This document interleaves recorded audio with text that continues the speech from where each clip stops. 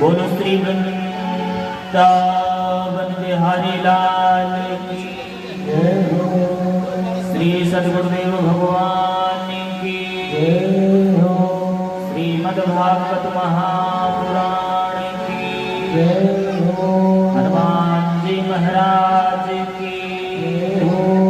पितृदेवतान की जय हो। हरि ओम।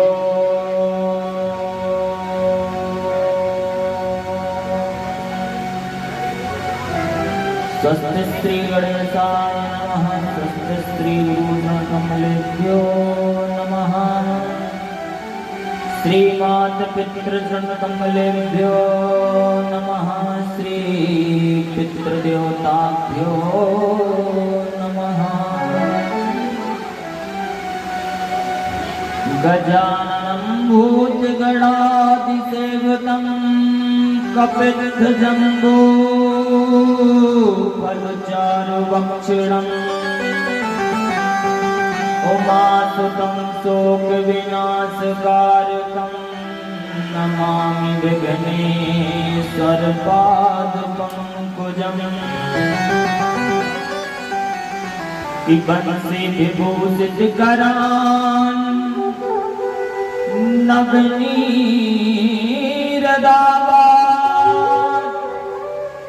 पीताम्बरादरुणबिम्बफलाधरोष्टा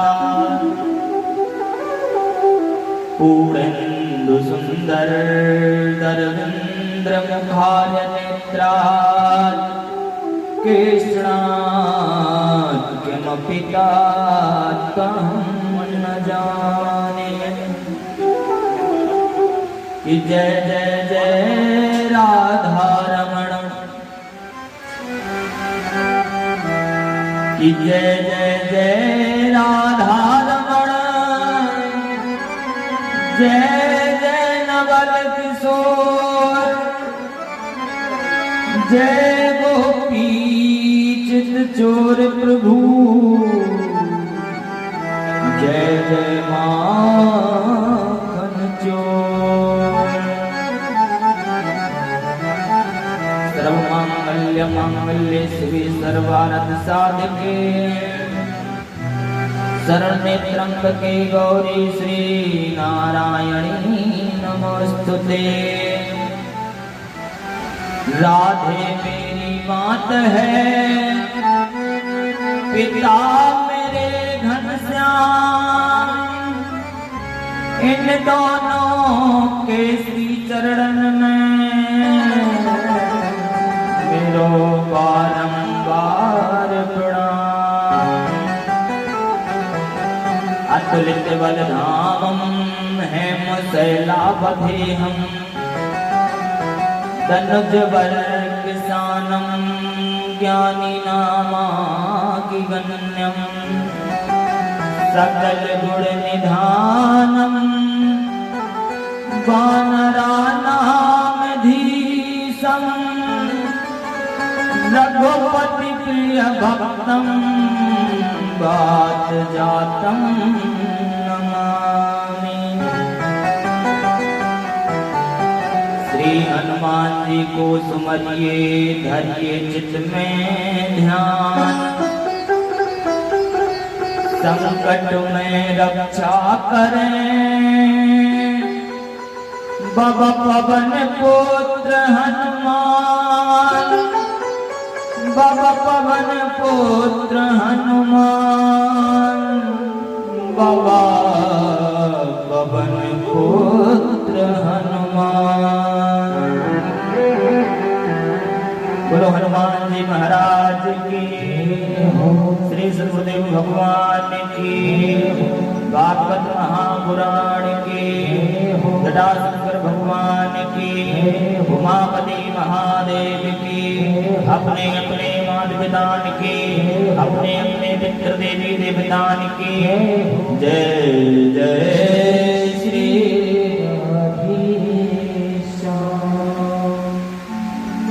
परम मंगलमय परात्पर आकारण करुणाला वरुणाला भद्रवांचित कल्पतरु विनंदित विनंदित योग योगेश्वर जगत पिता जगदीश्वर जगत आत्मा जगत विभूति पूर्ण परमात्मा श्री बांके बिहारी लाल जी की बांकमयी मूर्ति श्री भागवत महापुराण की अमृतमयी कथा का आज प्यारे सज्जनों तृतीय दिवस संध्या काल बेला पर सभी भक्तवृंद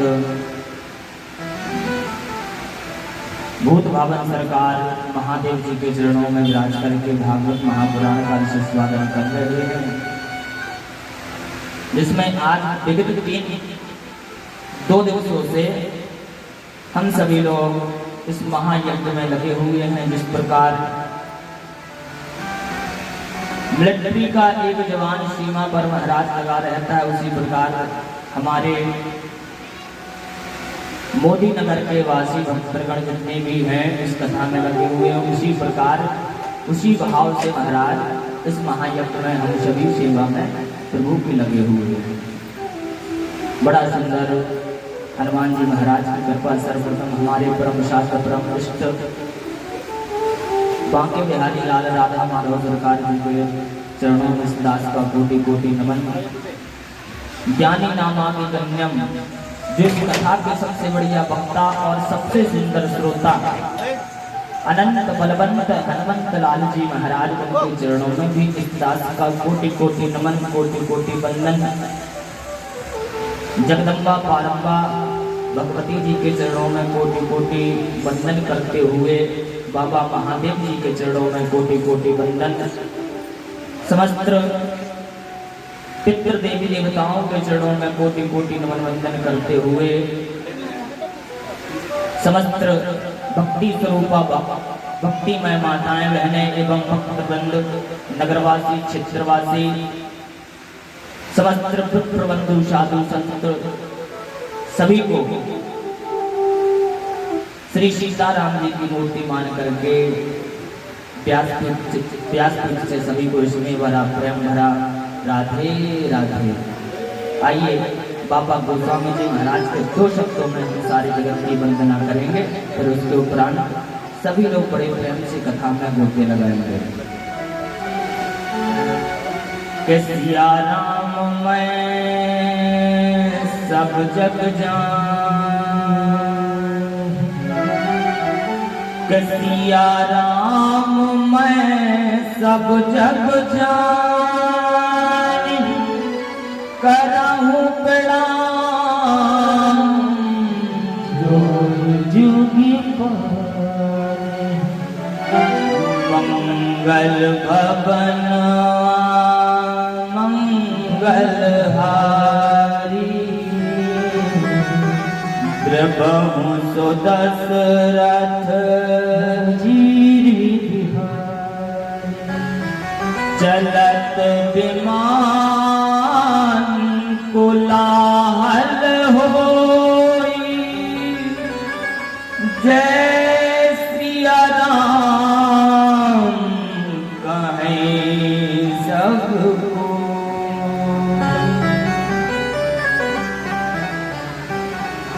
सारे जगत की वंदना करते हुए सारे जगत को कोटि कोटि नमन वंदन, बार बार प्रणाम नमन वंदन। बोले वृंदावन बिहारी लाल की जय, भागवत भगवान की जय। समस्त भक्तों से निवेदन, हमारे मध्य में परम पूज्य आदरणीय महाराज श्री जी आ रहे हैं। सभी लोग खड़े होकर के महाराज जी का सम्मान करेंगे और तालियों के साथ स्वागत करेंगे सभी लोग महाराज जी का, जो कि हनुमत कथा के बड़े ही सुंदर प्रवक्ता हैं। आदरणीय श्री अरविंद भाई ओझा जी पधारे हुए हैं, जिन्हीं का सभी लोग हृदय से हर्षोल्लास के साथ में सभी लोग अभिनंदन वंदन स्वागत करते हैं। सभी से निवेदन एक बार जोरदार तालियों से महाराज जी का स्वागत करेंगे। महाराज जी व्यासमंत्र का पूजन करते हुए ओम कृष्णाय वासुदेवाय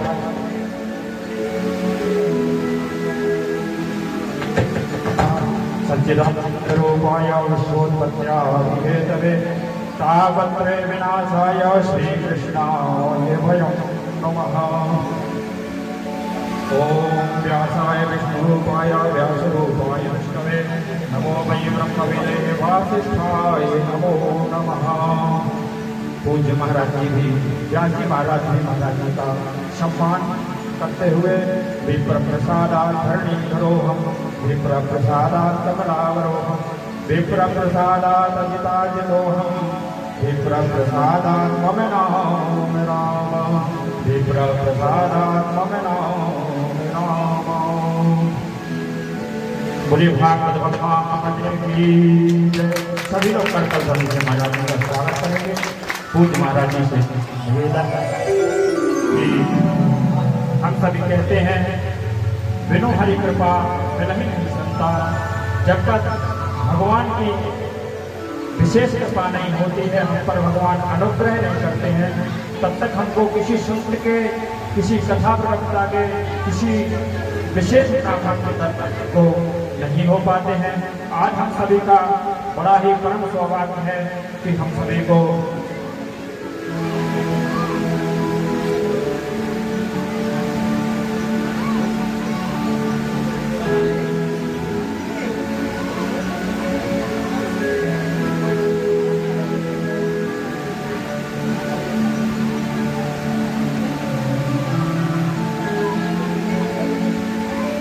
सभी का परम सौभाग्य है कि महाराज श्री जी हम सभी के मध्य में और हमारे वार्ड के सभासद जी श्री पृथ्वीदेव शर्मा जी भी आए हुए हैं। उनका भी सभी लोग जोरदार तालियों से स्वागत सम्मान करेंगे। और सभी सभासद जी से भी निवेदन कि उन्होंने भी महाराज जी का आशीर्वाद ले लिया है। और जो आदरणीय हनुमत कथा के प्रवक्ता पंडित, हम तो उनके सामने बच्चे हैं, उनका नाम नहीं लेने में हमें एक शर्म का अनुभव हो रहा है, लेकिन पंडित ओझा जी, अरविंद भाई ओझा जी हमारे सभी मध्य में पधारे हुए हैं। उनसे हम सभी लोग कलवल से प्रार्थना करते हैं कि वो कुछ क्षण हमें व्यास जी कुछ देर, उनकी इच्छा है कि महाराज जी कुछ देर प्रवचन करेंगे। हम प्रवचन श्रवण करके फिर वो अपनी वाणी के द्वारा हम सभी को आशीर्वाद दे करके ही जाएंगे। अभी पहले महाराज जी अपने प्रवचनों के द्वारा और उनको भी प्रवचन सुनाएंगे और फिर वो भी आशीर्वाद दे जाएंगे। हम सभी लोग परम नवी इस अवसर को ना छोड़ें, सभी लोग प्रेम पूर्वक बैठ करके और कथा श्रवण करें। जय जय श्री राम, जय जय श्री राम।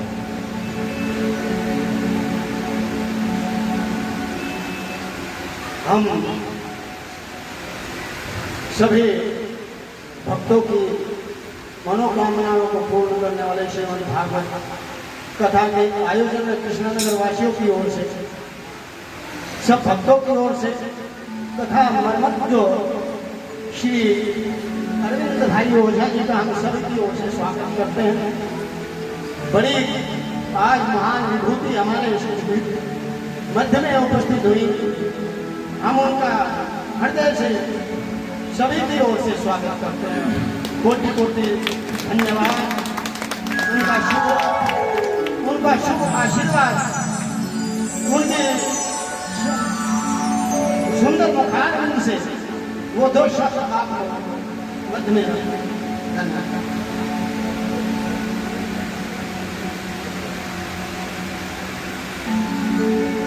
बोलो श्री राम के बिहारी लाल की जय। श्रीमद् भागवत महापुराण की जय। बड़ा सुंदर अवसर कि चल रही श्रीमद् भागवत महापुराण यज्ञ में आपके ही नगर के बड़े सुंदर कथा प्रवक्ता परम श्रद्धेय अरविंद भाई पूजा जी सभी के मध्य में पधारे हुए हैं। महाराज जी को व्यास जी के द्वारा कोटि कोटि नमन वंदन। और बड़ा हर्ष का विषय है, आइए हम सभी लोग कथा में प्रवेश करेंगे, कथा में गोटी लगाएंगे। उसके उपरांत सर्वप्रथम नित्य प्रदे की भांति जो मन और वाणी को पवित्र करने के लिए हम सभी लोग कीर्तन गुनगुनाते हैं। सभी लोग दो मिनट कीर्तन को गुनगुनाएं, फिर कथा की ओर हम सभी लोग चलते हैं। बोलो श्री राम के बिहारी लाल की जय। श्री राधा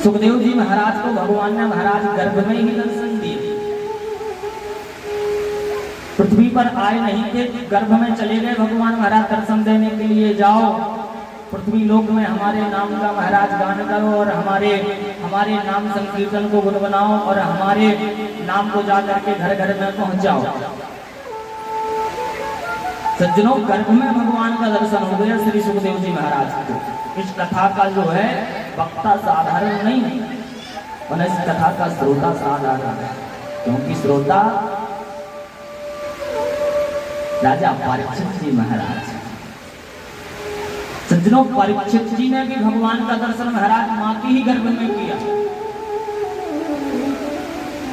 परीक्षित जी ने मां के गर्भ में ही महाराज प्रभु का नारायण का दर्शन किया।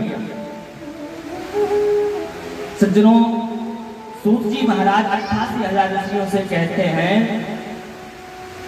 कि ऋषियों, एक परीक्षित जी जो है ना, एक कथा के परम श्रोता है, बड़े सुंदर श्रोता है। 88,000 ऋषियों ने कहा प्रभु, ये जो परीक्षित जी महाराज का आपने जो वर्णन बताया, ये परीक्षित जी महाराज की कथा हमको थोड़ा विधान से श्रवण करवाओ ना अच्छे से। बोली सुनो, परीक्षित की कथा हम सुनाना जरूरी तो नहीं समझते, लेकिन जिस मानव की कथा परमात्मा की कथा से जुड़ जाती है, उस मानव की कथा महाराज परमात्मा की कथा से कम नहीं होती। जरूर सुनवाएंगे, अवश्य सुनवाएंगे। सज्जनों, एक महाभारत प्रसंग है, बड़ा पावन प्रसंग है। जब कौरव और पांडवों का युद्ध चल रहा था, कौरव में से सब मारे गए महाराज, कौरव में से सब मारे गए, केवल महाराज एक बचा हुआ था। एक बचा हुआ था जिसका नाम दुर्योधन है। और दुर्योधन भी महाराज मरणासन की सैया पर था महाराज। जंगा टूट गई थी, जंगा फट गई थी। भीमसेन जी ने अपनी गदा का प्रहार किया था। पल पल गिर रहा है मौत के, कब मृत्यु आ जाए, कब मैं मर जाऊं और कब हमको हमारी आत्मा स्तंभ हो जाए। दुर्योधन पड़ा पड़ा रो रहा था, बेचारा तड़प रहा था। सज्जनों, एक बात बताऊं,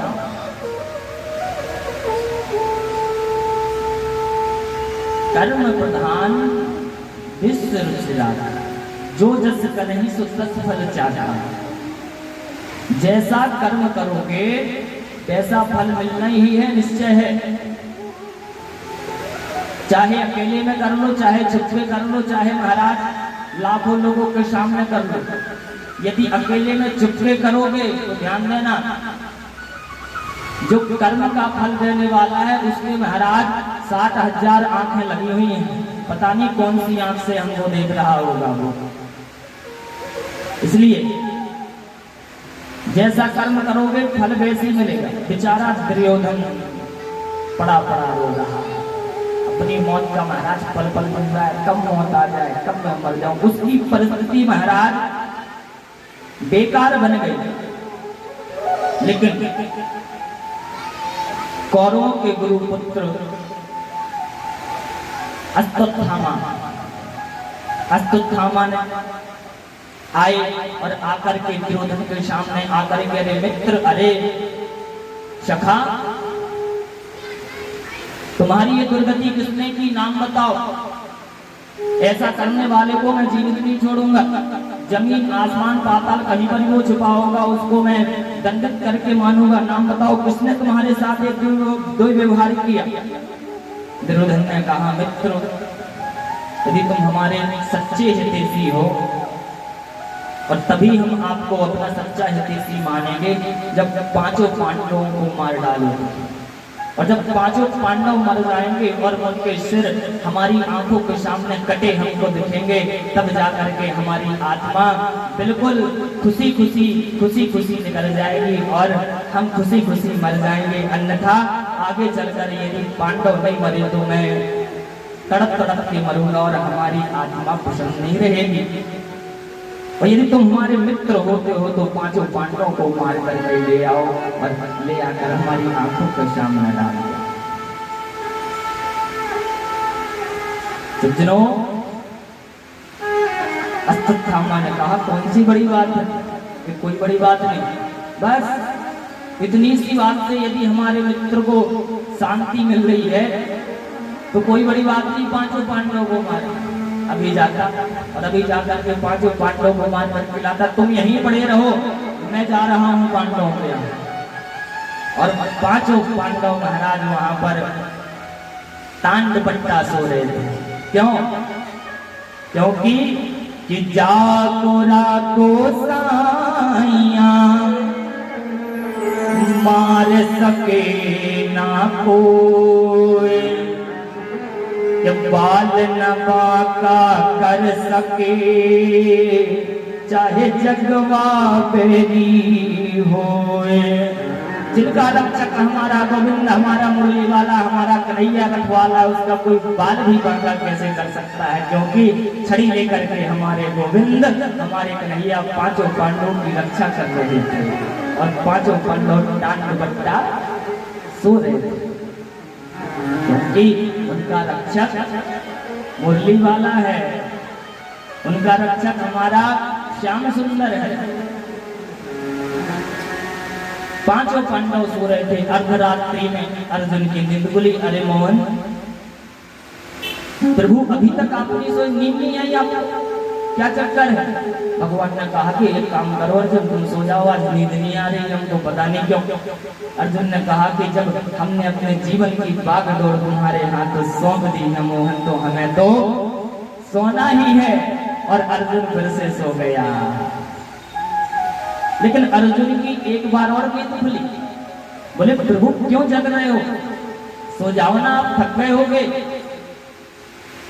भगवान ने कहा अर्जुन एक बात बताऊं, आज हमारा मन बड़ा विचलित तो हो रहा है, मन प्रसन्न नहीं हमारा। एक काम करो, तुम पांचों भाई, ये जो तुम्हारा सोने का स्थान है ना, ये जाकर के तुम लोग इस स्थान बदल दो और जाकर के किसी दूसरे स्थान पर तुम लोग विश्राम करो। भगवान ने पांचों पांडवों का सोने का स्थान बदलवा दिया, लेकिन बेचारी द्रौपदी के पांचों पुत्र महाराज निबोध बच्चे छोटे छोटे वहीं पर पड़े रह गए, बेचारे वहीं पर बैठे रह गए। दुष्ट अश्वत्थामा आया और अश्वत्थामा ने पांचों पांडव समझ करके द्रौपदी के पांचों बेटों के सिर काटे और जाकर के अपने मित्र दुर्योधन की आंखों के सामने डाल दिए। लो, हम पांचों पांडवों को मार करके ले आए, अब अपनी आत्मा पर तसल्ली कर लो, अपने मन पर तसल्ली कर लो।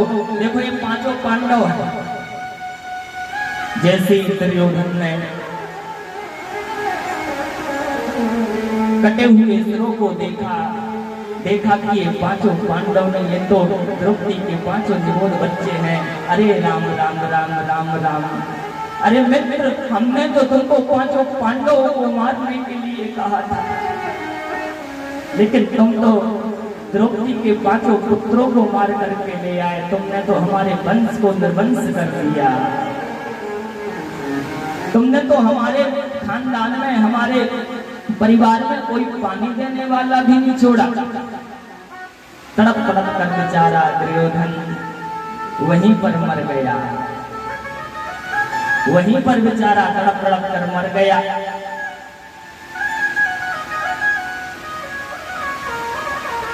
सज्जनों, जरा जरा सोचो, जिस मां का एक पुत्र नहीं,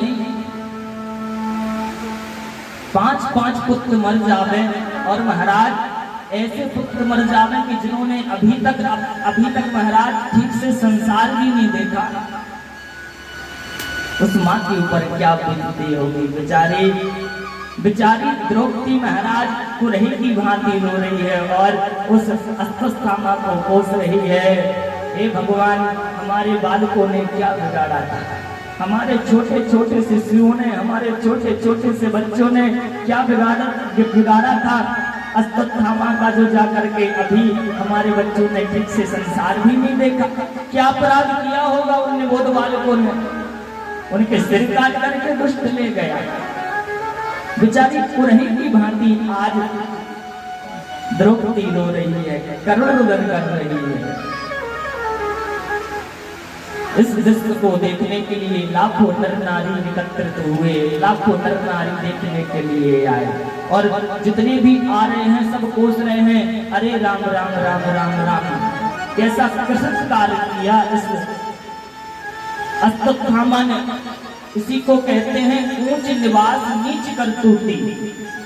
इसी को कहा जाता है ऊंच निवास नीच करतूती। ऊंचे खानदान में जन्म लेकर के महाराज काम ऐसा किया, ऐसा गंदा काम किया कि सब थू थू कर रहे हैं। सज्जनों, अर्जुन ने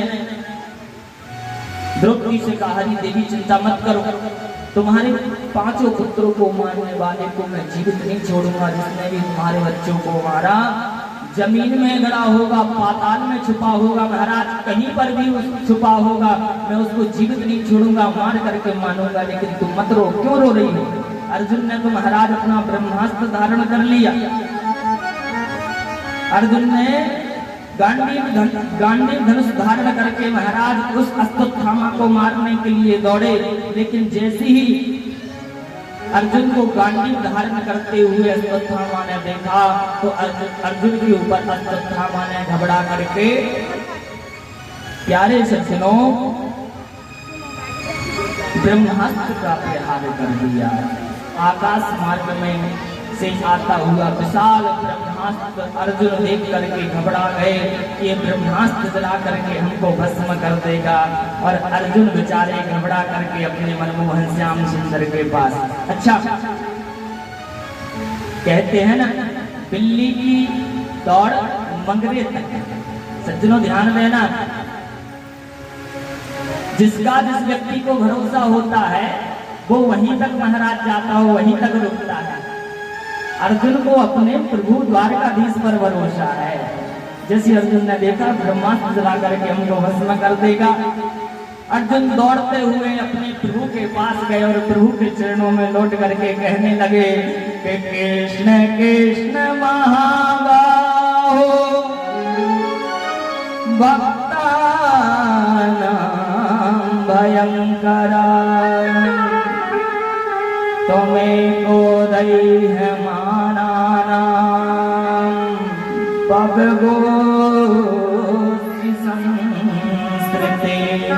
कन्हैया मुझे बचाओ, श्याम सुंदर मुझे बचाओ, माधव मुरली मनोहर मुझे बचाओ, ये ब्रह्मास्त्र जला करके हमको भस्म कर देगा गोविंद। अरे अर्जुन क्यों घबराते हो? कभी कभी विष की औषधि विषी होती है, जहर को जहर ही काटता है, लोहे को लोहा ही काट पाता है। चलते हुए राहगीर को जंगल में कांटा लग जाए तो कांटा निकालने के लिए कांटे की ही जरूरत पड़ती है।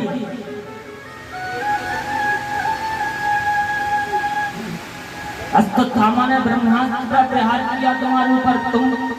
तुम्हारे पास कौन सी कमी है? तुम्हारे भी गुरु ने वही विद्या तुमको सिखाई है। एक काम करो, तुम भी ब्रह्मास्त्र का प्रहार करो। और अर्जुन ने भी ब्रह्मास्त्र का प्रहार किया और दोनों ब्रह्मास्त्र आसमान मार्ग में जाकर के टकरा करके भस्म हो गए।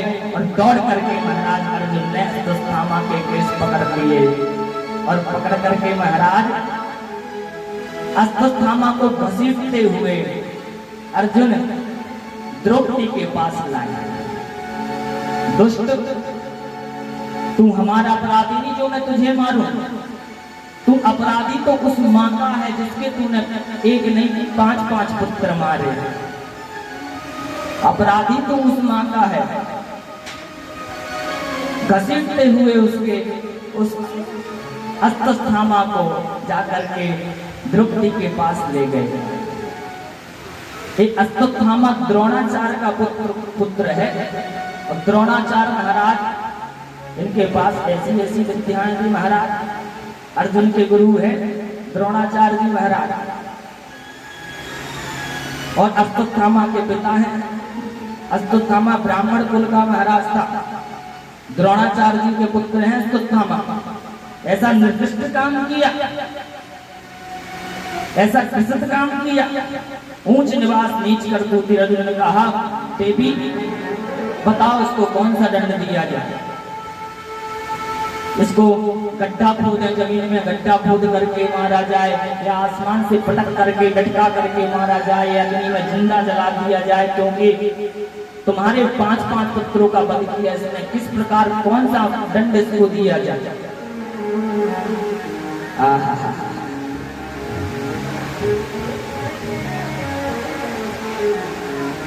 जरा सुनो, द्रौपदी ने कितनी सुंदर बात कही, कितनी प्यारी बात कही पांचाली ने। स्वामी इसको मत मारो। अच्छा, उसके मन में क्यों करुणा नहीं आएगी, क्यों दया नहीं आएगी? जिसको हमारा कन्हैया अपनी बहन कहता है, अपनी सखी मानता है, और जो परमात्मा से जुड़ जाता है ना, हमारे श्याम सुंदर से जुड़ जाता है ना, हमारे मुरली मनोहर से जुड़ जाता है, तो उसके हृदय में करुणा तो अपने आप आ जाती है। क्यों? क्योंकि हमारे गोविंद को करुणा का सागर कहा गया है, करुणा का, प्यारे सज्जनों, दया का सागर कहा गया है। करुणा के निधान है हमारे मुरली मनोहर श्याम सुंदर श्री बांके बिहारी लाल। तो उस द्रौपदी को तो अपनी सखी कहते हैं हमारे गोविंद। मत मारो इस माँ को, 5 पुत्र मरे हैं, और जिसने मारा हो और वो सामने आ जाए, उसको दंड देने के लिए कोई कहे और वो माँ कहे इसको मत मारो, छोड़ दो इसको, कुछ नहीं मिलना है मारने से, कुछ हासिल नहीं होगा, क्योंकि मैं जानती हूं इसको तुम मार दोगे, हमारे 5 पुत्र वापस नहीं आएंगे, हमारे पुत्र वापस नहीं आ सकते। लेकिन माँ की वेदना मैं जानती हूँ कि पुत्र मरने पर, पुत्र का निधन होने पर माँ को कितना कष्ट, कितना दुख, कितनी पीड़ा होती है, क्योंकि एक मैं माँ हूँ। क्या तुम चाहोगे तुम्हारी गुरु की विधवा रोए? तुम्हारी गुरु माँ गोमती के अकेला पुत्र है अश्वत्थामा। क्या है तुम्हारी इच्छा? तुम्हारी गुरु माँ रोए, तुम्हारी गुरु की विधवा रोए? इसको मत मारो, इसको मारने से कोई फायदा नहीं, कोई फायदा नहीं इसको मारने से, इसको छोड़ दो, क्योंकि ये तुम्हारा गुरु पुत्र भी है, और दूसरी बात एक ब्राह्मण भी है। इसको मत मारो, क्योंकि शास्त्र कहते हैं मुच्चता में सा ब्राह्मणो नितराम करो। ब्राह्मण का कभी वध नहीं करना चाहिए। यदि ब्राह्मण का धोखे से वध हो गया ना, तो महाराज 7 पीढ़ियां नष्ट होती हैं। ब्राह्मण का कभी भी वध नहीं करना चाहिए। इसको छोड़ दो, क्या मिलेगा इसको मारने से? अर्जुन ने कहा लो, इनके मन में तो आ गई दया, इनके मन में तो छा गई करुणा, पर हमारे संविधान के अनुसार इसने कृषित कार्य किया है, इसने गलत कार्य किया है, 5 पुत्रों को हमारे इसने मार दिया है। हमारा संविधान कहता है कि मौत के बदले मौत, हमारी राजनीति कहती है संविधान में करुणा नहीं होती, सत्ता के साथ सत्ता का ही व्यवहार करना चाहिए। इसकी मृत्यु तो सुनिश्चित है, पर ये समझ नहीं आ रहा है कैसे करूं। युधिष्ठिर जी से पूछा किस प्रकार मारा जाए इसको। युधिष्ठिर जी ने कहा कि जैसा धर्म ग्रंथ में लिखा है वही कर। भीमसेन से पूछा, भीमसेन ने कहा भैया तुम नहीं मारोगे, मैं जरूर मार दूंगा, ऐसे पापी को कौन छोड़ता है। नकुल सहदेव ने कहा कि मतलब भैया जैसा कह रहे हैं वैसे ही करो। लेकिन द्रौपदी के मन में दया आ गई। द्रौपदी आज दया की स्वरूप बन गई, कहती है मत मारो। कन्हैया मनमोहन श्याम सुंदर हमारे सामने खड़े हुए थे और मुस्कुरा रहे थे, खड़े खड़े हंस रहे थे, देख रहे थे सारे लीला। सबही नचावत राम गोसाई कीट बंध्यो मरकट की नाई। प्रिय भक्तों, नचाने वाला तो वही है जो वहां जाकर के महाराज खड़ा खड़ा मुस्कुरा रहा है। हमारे गोविंद महाराज खड़े हुए थे और खड़े होकर के मुस्कुरा रहे थे। मेरे गोविंद के पास अर्जुन गया और जाकर के अर्जुन गोविंद के चरणों में लेट गया। प्रभु अब तो समझ में नहीं आता है, बुद्धि चित्त तो हो गई है, क्या करूं क्या ना करूं, कुछ भी नहीं सूझ रहा है। आप ही हमारा मार्गदर्शन करें गोविंद, क्या करें इस सृष्टि का, मारे या छोड़ें। कोई कह रहा है मार दो तो कोई कह रहा है छोड़ दो, पर हमें क्या करना चाहिए आप बताओ। भगवान ने कहा, अरे अर्जुन,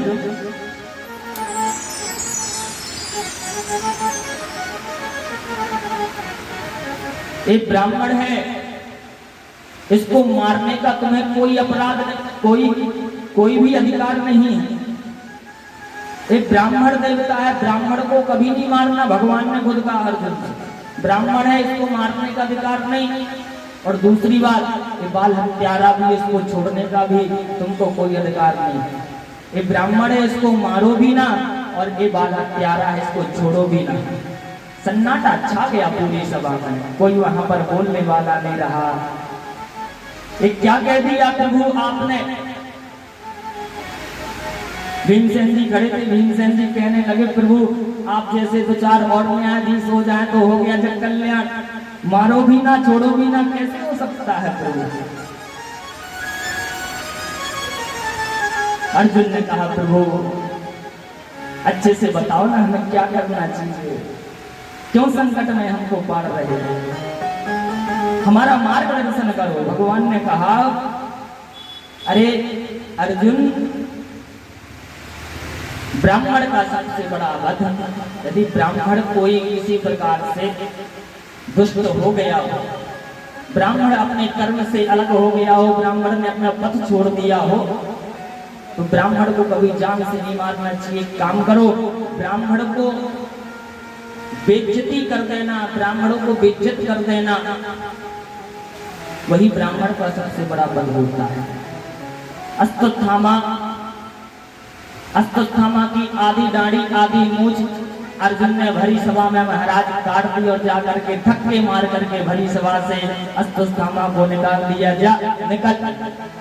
लेकिन अश्वत्थामा को तो आज अर्जुन का शुक्रगुजार करना चाहिए, धन्यवाद करना चाहिए। काम तो किया हमने मरने लायक, लेकिन मारा नहीं। काम तो हमने बहुत गलत किया, मरने लायक किया था, लेकिन मरे नहीं, बच गए, जान बची सो लाख उपाय।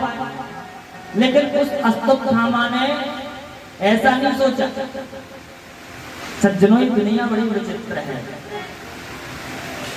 ऐसा नहीं उसने सोचा। आजकल लोग पता है क्या सोचते हैं, बोले इसने हमारे गाल में एक चांटा मारा तो क्यों मारा, अब हम इसकी जान लेकर के छोड़ेंगे ना। उस दुष्ट ने यही सोचा, अर्जुन ने हमको बेइज्जती की, हमारी भरी सभा में हमको बेइज्जत किया। हम बता रहे हैं अर्जुन को, कोई पानी देने वाला भी नहीं छोड़ूंगा वंश में, और बचा भी कौन है? जितने थे सब तो मर गए, 5 बचे थे वो कल मार दिए, अब कौन बचा है? जब तक सोचते सोचते उसको याद आया कि अरे अभी अभिमन्यु पत्नी उत्तरा के गर्भ में एक छोटा सा शिशु पल रहा है, उसको मार देते। कितनी गंदी सोच है, इतनी गंदी सोच। दुष्ट अश्वत्थामा ने महाराज उस गर्भ शिशु के ऊपर जाकर के महाराज अपना ब्रह्मास्त्र का प्रहार किया, और बेचारी उत्तरा ने जैसी अपने गर्भ की ओर महाराज अपनी ओर वह ब्रह्मास्त्र आता हुआ देखा तो बेचारी उत्तरा घबरा गई, और उत्तरा घबरा करके महाराज रो पड़ी। रो करके इन पांडवों के तो रखवाले मुरली वाले हैं, जाकर के कुछ भी होता और मुरली वाले के पास पहुंचते हैं। अरे माधव, दौड़ करके महाराज कन्हैया के पास पहुंचे और जाकर के महाराज वह उत्तरा कन्हैया से कहने लगे कि पाही पाही महायो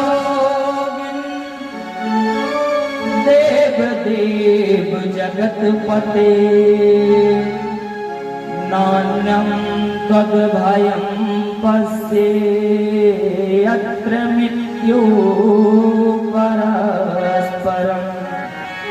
हे गोविंद, हे कन्हैया, हे मुरली वाले श्याम सुंदर, रक्षा करो, रक्षा करो माधव। मैं मर जाऊं, हमें चिंता नहीं, ब्रह्मांड चला करके मुझे भस्म कर दे, मुझे राख बना दे, कोई चिंता नहीं।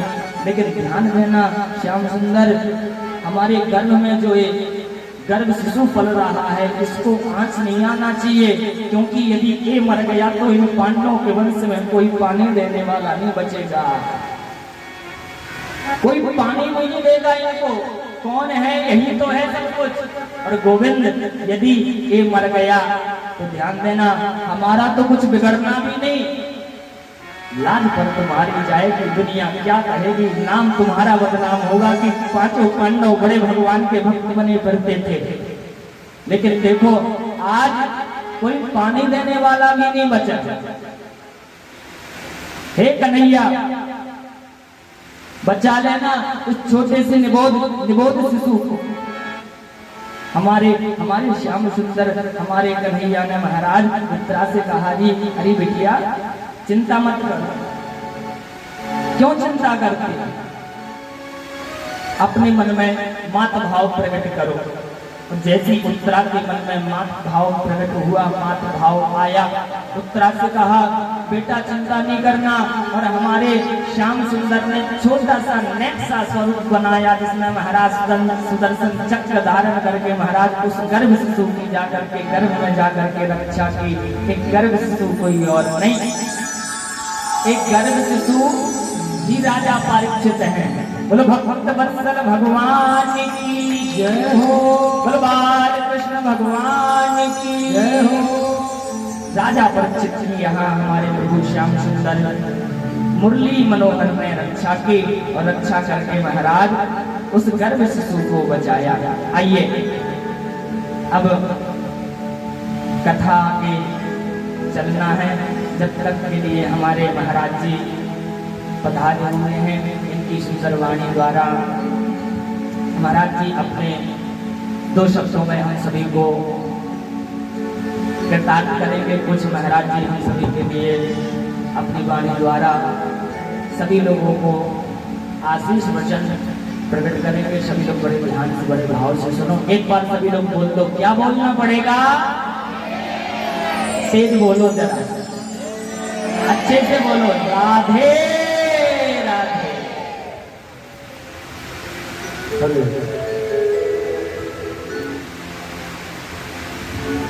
परमात्मा का ये स्थान और व्यासपीठ में विराजमान व्यास जी को प्रणाम करते हुए व्यासपीठ की अनुमति से मैं आप सबके सामने एक दो बात कुछ कहना चाह रहा हूँ। कथा को बीच में रोकना और कहना ये भी भ्रष्टता है। चूंकि व्यासपीठ की अनुमति है तो व्यासपीठ ही कह रही है, व्यासपीठ की ही वाणी है, ऐसा मान करके आप उसको समझिए। मैं इसी शहर का हूँ और लोग देखते हैं मुझको, लेकिन हमारे शहर में कोई व्यास आए हैं और हम सबके सामने अपनी वाणी से परमात्मा का गुणगान गा रहे हैं। पहले जब कभी व्यास कभी आया करते थे, साधु संत आया करते थे, तो हमको किसी भागवत में ध्यान आता है कि नारद जी ने ऐसे संतों की सेवा की थी, उसका वो परिणाम है। पहले संतों की सेवा करना अति हरि कृपा कार्य पर होई, पाँव नहीं कहीं नारद सुन। परमात्मा की अति हरि कृपा है, इसलिए ध्यान पर आए हैं। पितृपक्ष है और जो वर्तमान में प्रसंग चल रहा है वो हम सबको जीवन भर याद रहना चाहिए। सप्त चिरंजीवी में श्री हनुमान जी महाराज जी भी है और अश्वत्थामा भी है। व्यक्ति शरीर से जीवित है, ये विषय अलग है, और व्यक्ति अपने कर्म के कारण से जीवित है। श्री हनुमान जी महाराज दासानुदास है और भागवत में परम भागवत है, इसलिए श्री हनुमान जी महाराज चिरंजीवी है। हम सबको परमात्मा की भक्ति में लगाते हैं। जो नारद जी का संकल्प है, तस्मिन् त्वां स्थापयिष्यामि गेहे गेहे जरे जरे, उस काम को श्री हनुमान जी महाराज कर रहे हैं। अश्वत्थामा भी चिरंजीवी है क्योंकि वो अपने गुणों के कारण से है। तो हमें उसके जीवन से भी सीख लेनी चाहिए कि उनको क्या करना चाहिए।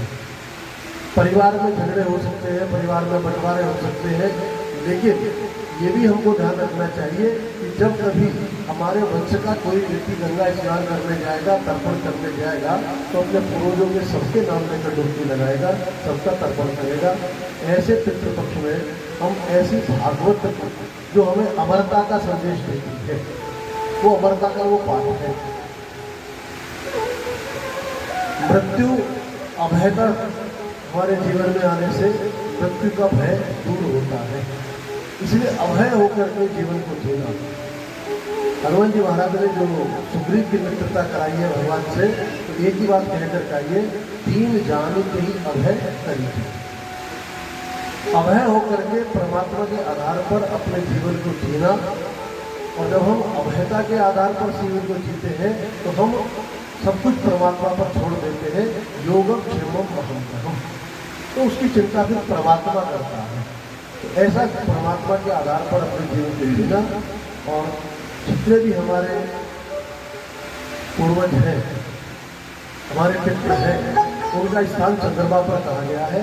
और ये जो कृष्ण पक्ष चल रहा है, श्राद्ध पक्ष है, हम अपने उन पितरों के प्रति श्रद्धा व्यक्त करते हैं, और ये श्रद्धा पैसे से धन से नहीं है। इसका अर्थ केवल इतना है कि जैसा मेरा सामर्थ्य है उसके अनुसार करना। और जब सामर्थ्य की बात करते हैं तो सामर्थ्य मन पर आधारित होता है, मन बेईमान होता है। इसलिए हम जो सामर्थ्य है उससे अधिक करने का प्रयत्न करें, तो हम उनके प्रति श्रद्धा व्यक्त करते हैं। और इसी पितृपक्ष के बाद अमावस्या के दिन सारे पितृ होते हैं। और एक छोटी सी बात कह रहा हूँ केवल, जब ये कृष्ण पक्ष करता है तो चंद्रमा पर से पृथ्वी पूरी दिखाई देती है, और अमावस्या के दिन चंद्रमा दिखाई नहीं देता। अर्थात चंद्रमा से हमारे पितृ हमको देखते हैं, और हम उनके अंशों ने संसार में क्या किया है। इसके बाद आने वाली पूर्णिमा शरद पूर्णिमा, और शरद पूर्णिमा पर चंद्रमा पूरा दिखाई देता है, और ऊपर से अमृत की वर्षा होती है। वो अमृत की वर्षा हमारे पितृ हमको अमृत वर्षा कर देते हैं, और वही पितरों का प्रसाद हम खीर के रूप में उसके बाद ग्रहण करते हैं। पूर्णिमा के दिन वो पितृ हमें अमृत की ओर लेके जाते हैं।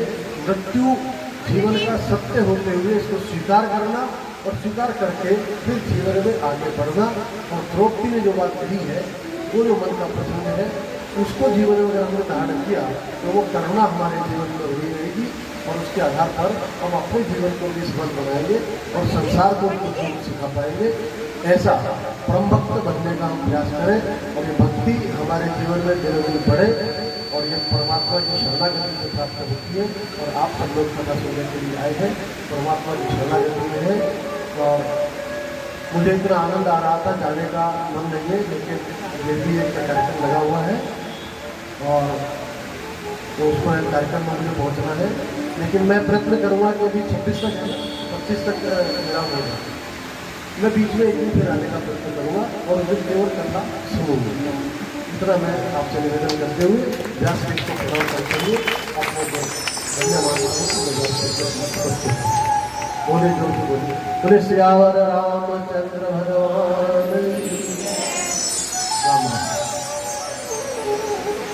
बोलो बांके बिहारी लाल की।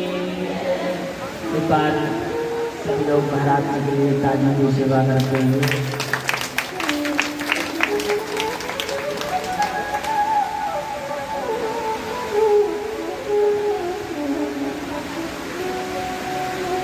श्री राधे पूज्य हमारे गुरुतंत्र पुजारी जी महाराज जी का सम्मान करते हुए सभी लोग कर्तन ध्वनि से आप लोग उनसे सम्मान करेंगे। यहाँ गुरु जी उनका पूजन करेंगे।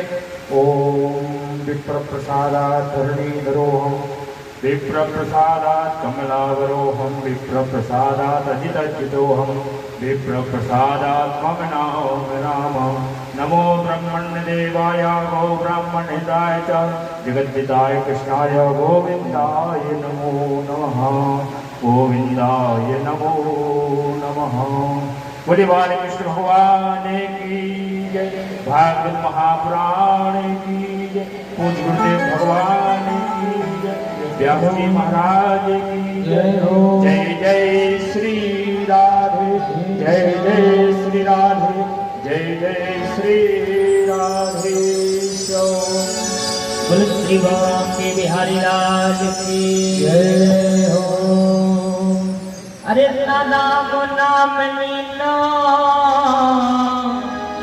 तेन भरी जबानी में तो बिक मर जाए चुल्लू भर पानी में। तो बिक मर जाए चुल्लू भर पानी में। तो बिक मर जाए चुल्लू भर पानी में। राम नाम लीनो राम कृष्ण नाम लीनो तन भरी जवानी में। जय हो।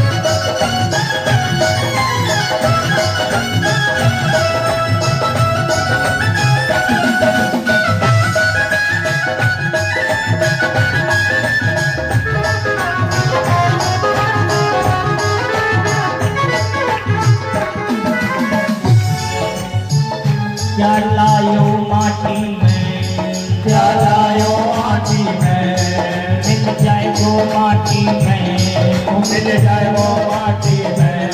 एक दिन काया तेरी कस जाएगी कांटी में, एक दिन काया तेरी कस जाएगी कांटी में।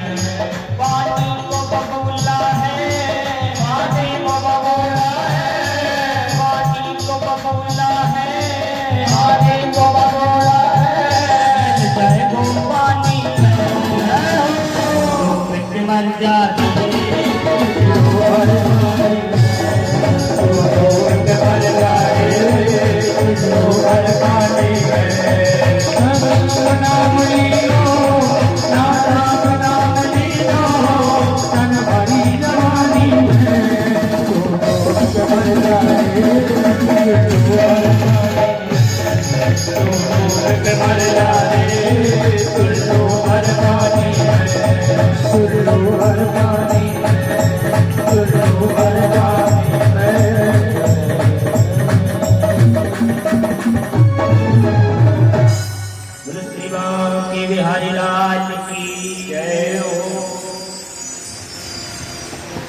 सज्जनों, परीक्षित की बड़ी सुंदर भगवान ने रक्षा की और सबके रक्षक भगवान है, सभी के रक्षक भगवान है। उसी प्रकार भगवान पूर्ण परमात्मा नारायण ने सुदर्शन चक्र धारण करके महाराज गर्भ में जाकर के परीक्षित जी की रक्षा की, जिस कथा के परम श्रोता है। और परीक्षित जी महाराज का जन्म हुआ। पीछे आपको गुरुदेव भगवान पुराण पैगंबर श्री सुखदेव जी महाराज के जन्म की कथा श्रवण करवाई। अब परीक्षित जी महाराज के जन्म की कथा श्रवण की आप लोगों ने। लेकिन 88,000 श्री सूत जी महाराज कहते हैं 88,000 ऋषियों से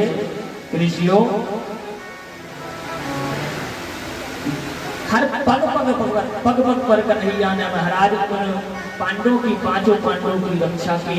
और वो रक्षक हैं गोविंद भगवान सबके।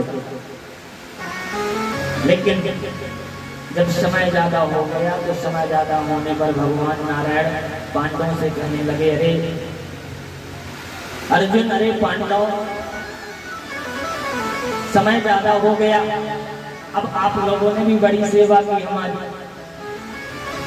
अब हमको जो है अपनी द्वारिका नगरी को जाना चाहिए। भगवान तैयार हुए द्वारिकापुरी को जाने के लिए हस्तिनापुर से। हस्तिनापुर आज सारी हस्तिनापुर दुखी हो गई। जैसी पता चला कि महाराज आज हमारे द्वारकाधीश हस्तिनापुर में नहीं रहेंगे, पांचों पांडव तो मतलब ऐसे हो गए कि जैसे उनके प्राण निकल रहे हैं, जैसे मरने वाले व्यक्ति के प्राण निकलते हो, वैसे पांचों पांडवों के हाल बन गए। क्योंकि जिस व्यक्ति ने अपने जीवन में एक क्षण भी, एक पल भी महाराज मुरली वाले के बिना, कन्हैया के बिना जीना ना सीखा हो और जाकर के कन्हैया उससे दूर हो, तो क्या वेदना होगी। वही हाल आज पांडवों का हो रहा है। बेचारे पांडवों के झरझर करके आंसू निकल पड़े और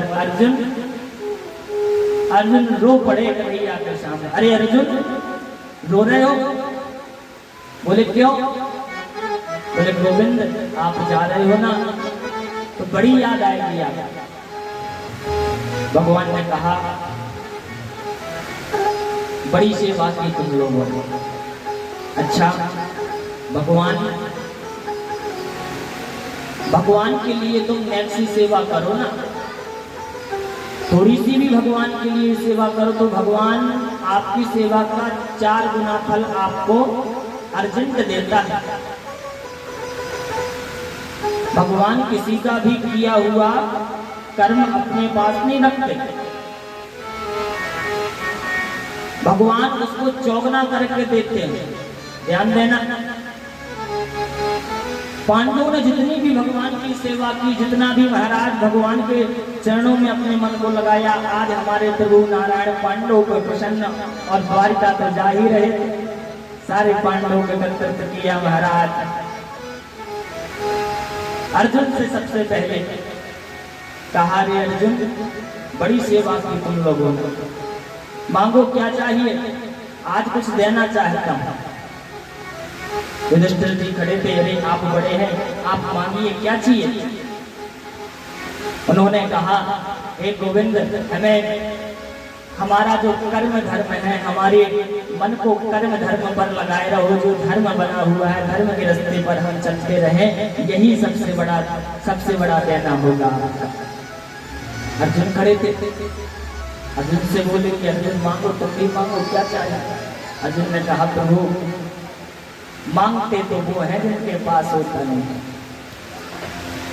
हमारे पास तो आप हैं, आप हमारे हैं, हमारे पास सब कुछ है, और यदि ज्यादा देने की चाहना है तो एक काम करो, हमें अपने चरणों की सेवा में लगा लो, हम चाकर बनना चाहते हैं, हम आपके चाकर बनना चाहते हैं।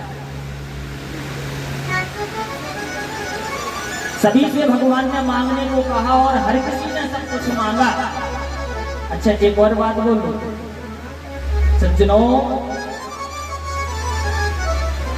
हम तो यहाँ तक कहते हैं भगवान के दरबार पर जाकर के भगवान से कभी भी महाराज कोई किसी प्रकार की कामना नहीं करना चाहिए। और दूसरी बात, भगवान के लिए कुछ करने पर भगवान से कुछ मांगना भी नहीं चाहिए। कथा सुनने आ रहे हो, भगवान के मंदिर जा रहे हो, उसके बदले में कुछ मांगा नहीं कर रहे आपने। और हम लोगों की यही आदत, जहाँ जाएं, जिस मंदिर में जाएं, तो बच्चे की नौकरी लगाना, तो कभी तबीयत सही करना, तो कभी बुखार उतारना, तो कभी जुकाम से नाना प्रकार का महाराज मांगा बंद करते। तो सज्जनों, मांगने से पता है क्या होता है?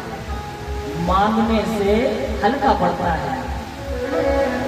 सज्जनों, जब आपने अपने भगवान को भगवान माना, यहाँ पर कौन विराजमान है?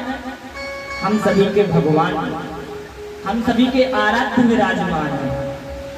और जब भगवान को भगवान माना है, अपना आराध्य उनको माना है, तो हमारे आराध्य तो हमारे मन की बात जानते हैं। वो तो सब जानते हैं हमारे भक्तों को क्या चाहिए, किस चीज की जरूरत है, कौन सी चीज से परेशान है, क्या इसकी कामना है, वो सब जानते हैं। तो क्या आपका मांगना जरूरी होता है क्या? वो तो सब जानते हैं, उनको सब पता है आपको क्या चाहिए, वो अपने आप देंगे। सज्जनों,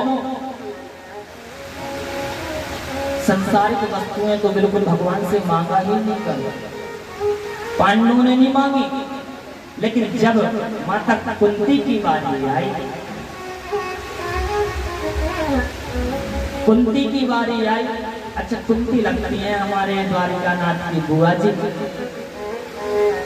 कन्हैया ने कहा, बुआ क्यों मौन खड़ी हो, आप भी कुछ मांगो ना, आप क्यों नहीं मांगती, शांत बैठी हो। अरे कन्हैया, मांगते तो वो हैं जिनके पास कुछ होता नहीं है, हमारे पास तो सब कुछ है, हमें तो तूने सब दिया है, और जब तू हमारी आंखों के सामने है तो सब है हमारे पास। अरे नहीं बुआ, आज ऐसे काम नहीं चलेगा, आज तो मांगना पड़ेगा। कुंती बुआ ने कहा, कन्हैया हमारे पास सब है। नहीं बुआ, आज बहाने नहीं चलेंगे, आज तो मांगो, आज मैं देना चाहता हूं। कुंती बुआ ने कहा, अरे मुरली मनोहर, यदि तुम देना चाहते हो, ज्यादा ही तुम्हारी देने की कामना है, तो एक काम करो, हमारे पास से एक दुख करना पाए, एक दुख जाना पाए, और दूसरा दुख हमारे पास चला आए। देना है मुरली मनोहर, तो हमारे जीवन में केवल दुख ही दुख दे दो, केवल दुख ही दुख दे दो। एक विपत्ति जाए ना, दूसरी विपत्ति प्रकट हो जाए, कि विपदा संतु नाशाश्वत तत्र तत्र जगत गुरु। बार बार हमारे जीवन में विपदा आए, बार बार परेशानी हैरानी आए, दुख दे दो। अच्छा, दुख भी कोई मांगने की चीज होती है क्या बुआ? बताओ, दुख भी कोई मांगने का विषय है क्या? अच्छा, कोई हम सभी के सामने आ जाए देने वाला, तो क्या हम उससे दुख मांगेंगे? लेकिन हमारे ग्रंथ कहते हैं हाँ, दुख मांगना। सज्जनों, दुख दुख थोड़ी होता है, दुख दुख नहीं होता। बोले पता है दुख सबसे बड़ा क्या होता है? सबसे असली वाला दुख क्या होता है? सबसे असली वाला दुख बताया कि सुख के माथे सिल पड़े, कि हरि हृदय से जाए, कि बलहारी बा दुख की जो पल पल नाम जपाए। ऐसे दुख को तो बलहारी जाऊं मैं, जो दुख हमारे कन्हैया की याद तो दिलाता रहे, कम से कम कन्हैया की हमें याद तो आती रहे। क्योंकि दुख में सुमरन सब करे, सुख में करे न कोई, और जो सुख में सुमरन करे सो दुख काहे को होए। दुखी में आती है ना भगवान की याद, भूत लगे हो तो हनुमान चालीसा याद हो जाता है अपने आप ऑटोमेटिक। अनपढ़ आदमी को भी, पढ़ा लिखा भी ना हो और यदि धोखे से कोई भूत चिपक गया हो तो फिर देखो, जय हनुमान ज्ञान गुण सागर, जय कपीस तिहुँ लोक उजागर, रामदूत अतुलित बल धामा, भूत पिशाच निकट नहीं आवे, महावीर जब नाना प्रकार की चौपाई कर देते। क्योंकि काम पड़े कछु और है, काम पड़े कछु और प्याव, प्याव जानते हो आप लोग? शादी, प्याव होत के बाद में नदी से रावत मोर, काम पड़े कछु और, काम पड़े कछु और। सज्जनों, काम पड़ने पर महाराज कहते हैं ना, काम पड़ने पर तो आदमी गधा को भी, है ना, काम पड़ने पर, और काम निकल जाने पर महाराज कुछ और हो जाता है।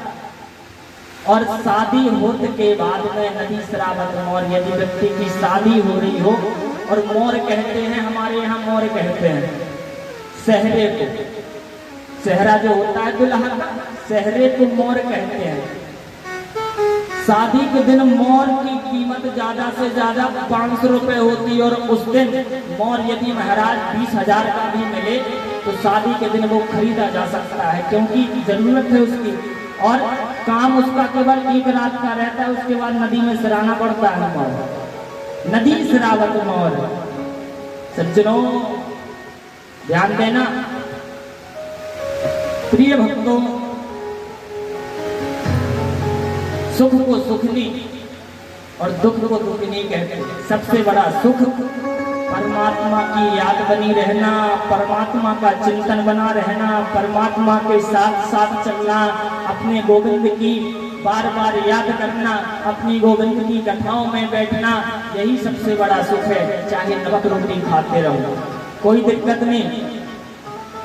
और महाराज सबसे बड़ा दुख, यदि परमात्मा को विसरा दिया, गोविंद को भुला दिया, तो समझ लेना कि महाराज, भले ही महाराज महलों में रह रहे हो, अरबों खरबों की संपत्ति, यदि परमात्मा की याद विसरा दी तो इससे बड़ा तुम्हारे पास कोई दुख नहीं है, इससे बड़ा कोई तुम्हारा दुर्भाग्य नहीं है। क्योंकि शास्त्र कहते हैं, विपदो नैव विपदा संपदो नैव संपदा, विपदन नारायण विस्मृति और संपन्न नारायण स्मृति। सज्जनों, सबसे बड़ी संपत्ति नारायण की स्मृति होती है, और सबसे बड़ा महाराज विपत्ति नारायण की विस्मृति होती है। इसलिए भगवान याद आ रहे हो, गोविंद कन्हैया याद आ रहे हो महाराज आपके जीवन में, चले चाहे गरीबी में रहो कोई दिक्कत नहीं, लेकिन परमात्मा की याद बनी रहना सबसे खुशी की बात। कुंती बुआ ने कहा, हमको महाराज प्रभु कन्हैया माधव दुख दे दो। कन्हैया ने कहा, अरे बुआ दुख भी कोई मांगने की बात होती है क्या? दुखों की तुम्हारे पास कमी है, शुरू से बचपन से लेके दुखी दुख तो मिले अभी तक ना, मैं दुख नहीं दे सकती। बोलो राधे राधे, हम दुख नहीं दे सकते अब आपको, इतना तो दुख काफी है तुम्हारे लिए। लेकिन पांचों पांडवों को महाराज कन्हैया ने सब कुछ दिया, कुंती बुआ को भी सब कुछ दिया, और हमारे माधव आगे बढ़े।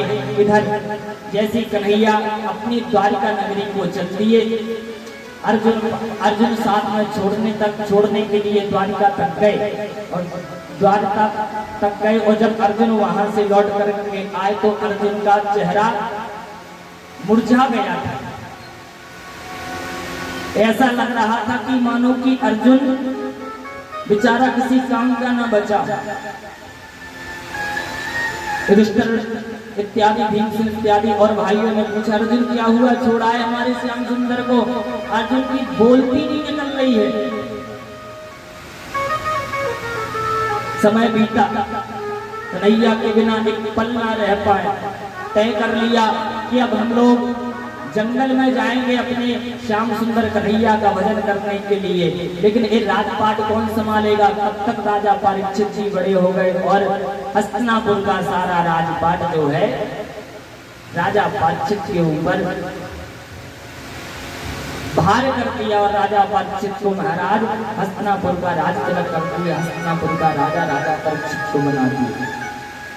राजा परीक्षित बड़ा सुंदर राज्य हस्तिनापुर का चलाने लगे। इधर पांचों पांडव सब जंगल में चले गए, अस्त व्यस्त हो गए और जाकर के जंगल में जाकर के भगवान का भजन करने लगे। बड़ा सुंदर राजपाट चला राजा परीक्षित का, अद्भुत सत्यता का राजपाट चला राजा परीक्षित का, एकदम सत्य ही सत्य, असत्यता का तो कोई काम नहीं। सज्जनों, राजा परीक्षित के राज में कोई ताला नहीं लगाता था, कोई चोरी चकारी असत्यता झूठ कुकर्म अधर्म कुछ भी नहीं जानता। इतना प्यारा सुंदर राजा था राजा परीक्षित का। सज्जनों, राजा परीक्षित को राज भोगते भोगते जब समय बीता, समय निकला, तब राजा परीक्षित जी महाराज समझदार व्यक्ति, ध्यान देना, राजा परीक्षित जी महाराज मन में विचार किए कि बहुत राजपाट कर लिया है, एक काम करो, राजपाट तो कर लिया है, अब कुछ हमें भगवान के चरणों में भजन भी करना चाहिए, भगवान के चरणों को भी गाना चाहिए, भगवान का नाम जप भी करना चाहिए। सज्जनों, ध्यान देना, बचपन जो होता है, बचपन में यदि समझ आ जाए तो भजन करने की कोई उम्र नहीं, तो भजन करने लगो। यदि गृहस्थी में मिल जाओ, गृहस्थी में समझ आ जाए तो भजन करने लगो। अन्यथा महाराज, जब तुम्हारा तीसरापन आता है ना, तब यदि समझ आ जाए तो भजन करने लगो, अन्यथा चौथेपन में भगवान आपको इशारे करने लगते हैं। कभी महाराज आंखों से इशारे करते हैं, तो कभी पैरों से इशारे करते हैं, चलते नहीं बनता, तो कभी महाराज दांतों से इशारे कर, नाना प्रकार के मतलब इशारे करते हैं कि कर लो भजन हमारा, गालो भजन हमारा, जप लो भजन हमारा। लेकिन जब आप भगवान के इशारे को नहीं समझते हैं, तब तक महाराज भगवान फिर उसके बाद में कहते हैं अब ये काम करो, चले आओ।